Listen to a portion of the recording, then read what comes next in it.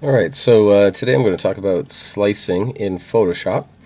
And slicing is basically taking an image and chopping it into multiple images so that you can optimize each slice differently so that you get the optimal image for the web. And it basically allows you to save an image as GIF or JPEGs or any kind of combination. And you're going to use a really simple graphic here. And essentially I want to divide this image into three distinct areas based on the colors. And so I'll show you a couple methods and techniques. In the Photoshop toolbar, under the crop tool, you'll see that there's a couple slice tools. There's a slice tool and slice select tool. Basically, slice tool allows you to create slices, and then if you need to edit those slices, you would select the slice select tool. So the slice tool, I'm just going to draw a slice around the rectangle here by clicking and dragging. And what ends up happening is, if you're familiar with HTML, everything has to be arranged into rows and columns in a table. And Photoshop kind of follows those rules. And you'll see that what Photoshop has done is, even though I've dragged out one slice, Photoshop has created extra slices to make sure that everything can be a row and a column in a table. These slices are linked, so you'll see that the other slices have dotted line outlines and are grayed out as far as the numbers go. And I can edit a slice individually while the other slices will readjust to it. So that's sort of like the strong point of creating slices this way. It's just it's a little bit more work, I find, to actually make sure that you're going to get a nice clean table once you export these slices. So I'm going to delete that slice and I'm going to show another method. Another method I find that, and this is a method I tend to use a lot, is I'll use guides. So I've got my rulers open, and if you don't have them, it's Command R or under the View menu, Show Rulers. I'm going to drag a guide out from the side ruler, and that's going to go in between the first and second section. I'm going to drag out another guide, and this will go between the second and third section.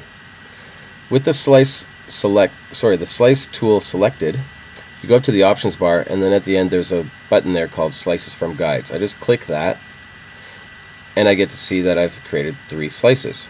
I'm going to turn off the guides, so under View, Show, turn off the guides there, just because it can be kind of confusing. What's a guide or a slice?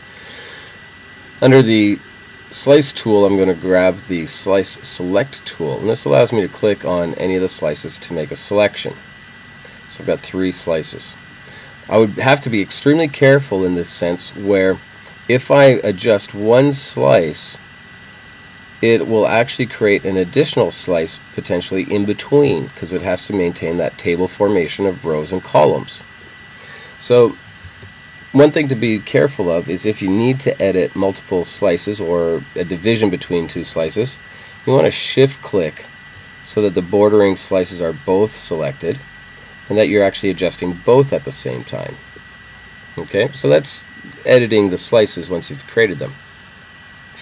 With the Slice Select tool, also what's important is to double click each slice, and it'll bring up the slice options. And here I want to give it a name, so I'm just going to say Section 1, and I'm following the regular naming rules of no spaces, case sensitive, so I often type things in lowercase, and no funny characters like @ symbols, percentages, and so on. If you wanted this entire slice to be clickable, you would put in the URL address.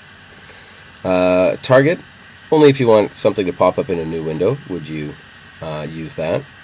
Message text, this would be technically in the status bar of your browser, and often it doesn't quite work, but I'll just type in Section 1 for the cases it does.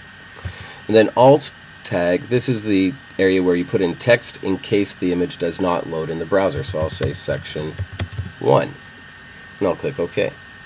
I'll simply quickly do the same for Slice 2. I'm just going to say, for a name, Section 2, and then Message Text, Section 2, and Alt Text, Section 2.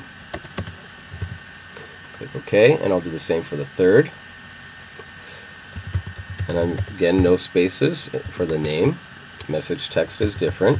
It's English, as well as the alt tag. Okay, now here's the beauty of it. I'm going to go under File, Save for Web.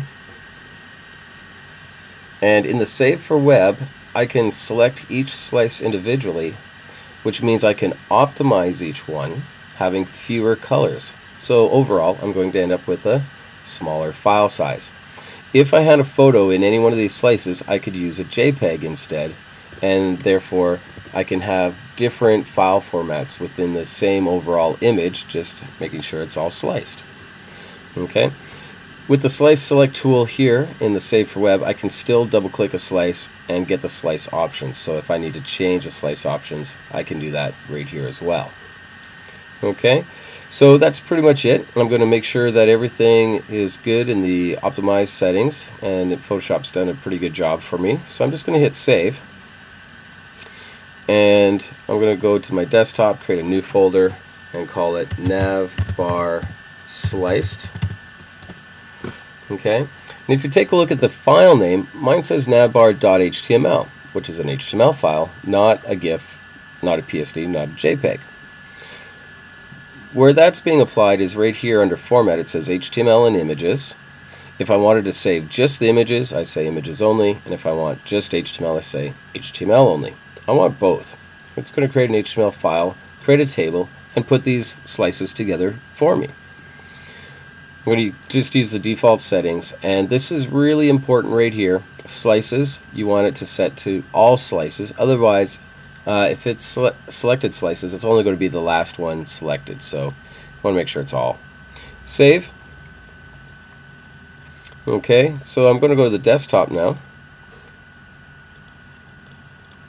and I'm going to look for navbar sliced. There's my navbar.html, and I'm going to put it into my browser. And you'll see that I have 3 sliced images, but it looks like one because it's all put together as a table. I'm just going to do a quick view source, and you'll see that Photoshop also created HTML with a table intact, and it has all of my images in there. Okay, so that's slicing the basics in Photoshop CS4.